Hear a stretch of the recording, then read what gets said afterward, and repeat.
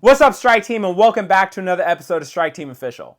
So in some of my recent videos, I have been reacting to something called the Low Kick Championships. And this is a competition where two martial artists stand across from each other and throw leg kicks at each other as hard as they can until someone is forced to give up. And one thing I love about this competition, it has given karate a chance to really shine. Karate guys have been killing it in this competition, going up against MMA fighters and Muay Thai fighters and people that, casuals might think would walk through a karate guy.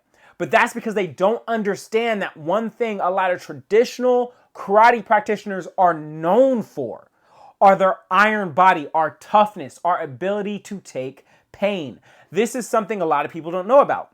And this comes from a technique called the iron body or the iron shirt technique. Now, this technique is all about strengthening your body to take punishment. And karate is well versed in it. It's something we've been doing for a long time.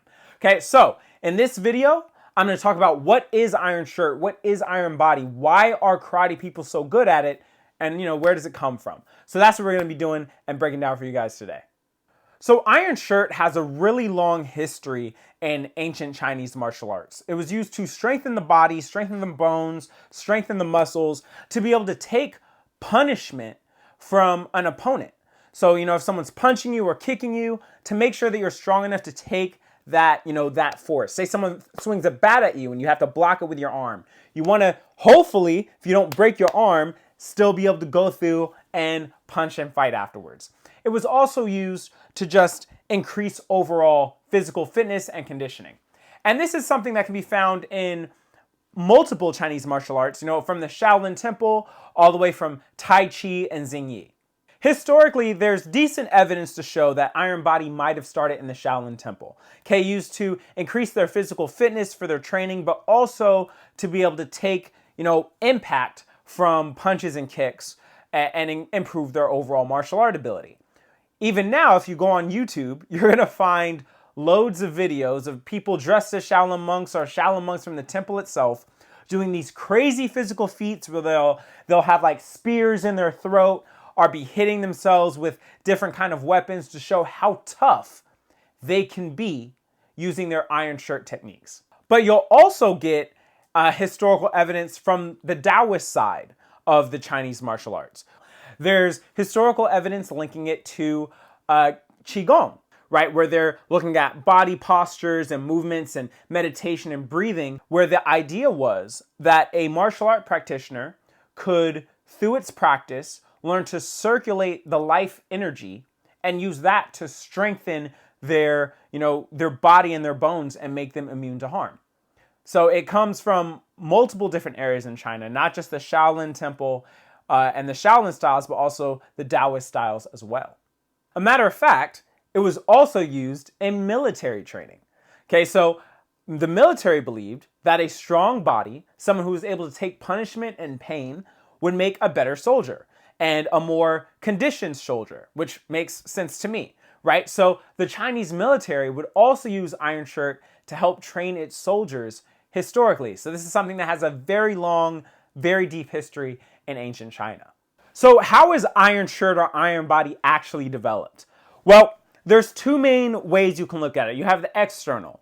So these are the training methods where you're using your hands, your feet, your arms, and you're pretty much hitting stuff really hard. You might have a sandbag, a bag of gravel or a jug of gravel. You might use sticks. You might use a partner, whatever it is. But you're going to be hitting stuff really hard. You're going to be hitting your body really hard on hard materials. You might stand there and have someone beat you with sticks, as crazy as that may sound. Or say you'll have a jug filled with sand and you might want to spear your hands into it or punch it with your hand to strengthen your fingertips or your hands or something like that. And this is used to desensitize the skin, desensitize the nerves in your body, and also to strengthen the bones so that you're able to take punishment and also deliver punishment without getting hurt. Now, that's the external side. You also have the internal side. Now, the internal side uses very different methods. This is body postures, meditations, ki development, with the idea that the development of your ki will then strengthen your body. There are also two other styles of training that are often incorporated into the iron body, and that is stance training and iron palm training. So stance training is pretty much going into a horse stance. You'll probably see these in old Chinese movies where a guy has to sit in a horse stance for hours to strengthen his leg muscles. Well, that's used just for what I said it's for, to strengthen your leg muscles. You'll stand in a specific stance, a horse stance or a bow stance or some kind of martial art position for long periods of time to strengthen your legs and creating power and durability. This is used on top of being hit by sticks or being hit by sandbags or being hit by a person to strengthen your body. And then we also have the iron palm techniques. Now, the iron palm techniques are where you'll take your fist or your palm or maybe your fingertips and you'll hit it into hard material. You might start off with water and then upgrade that into pebbles or gravel and then sand and work strengthening your fist or these weird karate striking surfaces you often see where people go say they're hitting with their fingertips and things like that. It's like, how do you develop the power to strike with your fingertips or with your toes? Well, you do it by conditioning your body to impact. And that is like iron palm techniques, is conditioning your hands for impact. So it's also very common in the Chinese martial arts. Now, in the early part of the 20th century is when karate starts getting influenced by these iron shirt techniques. So these Okinawan Tay or Okinawan martial art masters would go to China and they were really getting influenced heavily by Chinese martial arts. And one of the things that was heavily influencing them was the iron shirt techniques. So people like Kambun Weiqi, the founder of my first karate system, was one of the first guys who got seriously influenced by, the iron body techniques on like this insane level and starts bringing it back into his martial arts system. And then many other karate practitioners started doing the same thing, and they started incorporating it into traditional Okinawan martial arts. So then all of a sudden you have all these karate guys doing iron body. A matter of fact, I'm going to give a little bit of maybe a little biased, but I think Weichudu, with maybe Goju-ryu being the other exception, are probably the two traditional Okinawan martial arts that are most famous for how deeply they incorporated iron body into their system. Weichudu, as a martial arts system, is extremely extremely connected to iron body. It is one of the foundational parts of our entire system, is our ability to take punishment. One thing that we'll do in Weichudu is we'll stand in our Sanchin stance and we'll get beat on. We'll get hit just to kind of show that toughness. And as time has gone on, it's spread and it's grown. And I actually think in current society, the martial art or the karate system that is most known for it is probably actually Kyokushin, which came about much later historically. But the Kyokushin practitioners have taken iron body and ran with it to an extreme that I absolutely love. The Kyokushin guys, we don't all use the old ancient methods, right? They're not necessarily always hitting each other with wooden sticks, but they'll be taking that medicine ball. And if I'm in a Kyokushin karate class, I know it's going to be dropped on my abs 500 times. I'm going to stand up. I'm going to stand there in a fighting stance. I'm going to get my legs kicked 200 times each. No shin pads, no nothing, just blasted. And I know they're going to condition me, right? And that's why one thing that's made Kyokushin so famous and so deadly is that they have really taken iron body to an extreme level as well. So, it's become a huge part of karate everywhere.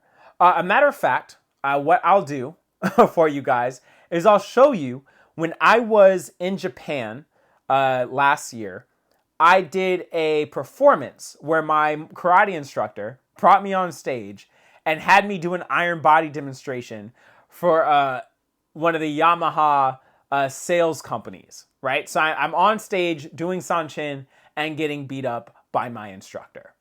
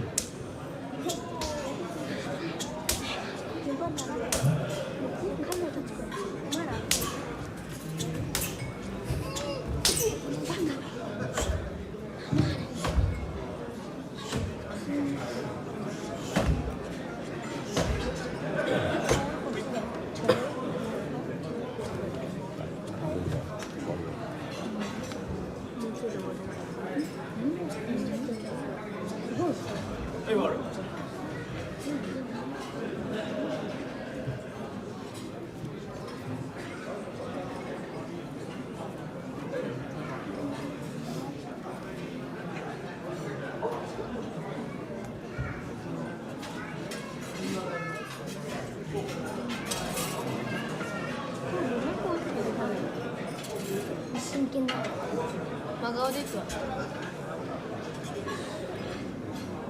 そうですけど。 All right, so there you go. That's me getting beat up by my instructor on stage.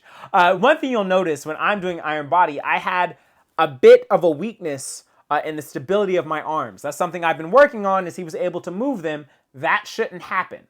On top of that, my instructor actually was not happy, says that my leg stability is very strong. I have extremely durable legs. I can take a lot of leg kicks, but my arms need work. And so my instructor gave me this. He signed it here, okay? And pretty much it's so when I'm sitting down watching TV, I can do that and start strengthening my arms. Because the one thing that he said I had to work on, especially from a traditional Weiqi standpoint, is the strength of my arms. Weiqi is known for its Iron Body, I'm telling you, so he was not happy with that. So yeah, that's one thing a lot of people got to recognize. Karate guys are tough. We're very tough, especially if you're going to a traditional school, a Weiqi school, Goju, Kyokushin. We are going to have some solid, iron body conditioning, some iron palm conditioning. You've seen karate guys hitting the Makawada board. That's an iron palm thing. When you see karate guys punching that wooden board sticking out of the ground, that's an iron palm technique to strengthen the fist so you can punch without gloves on. Okay? We're about that life. Okay? People just don't know.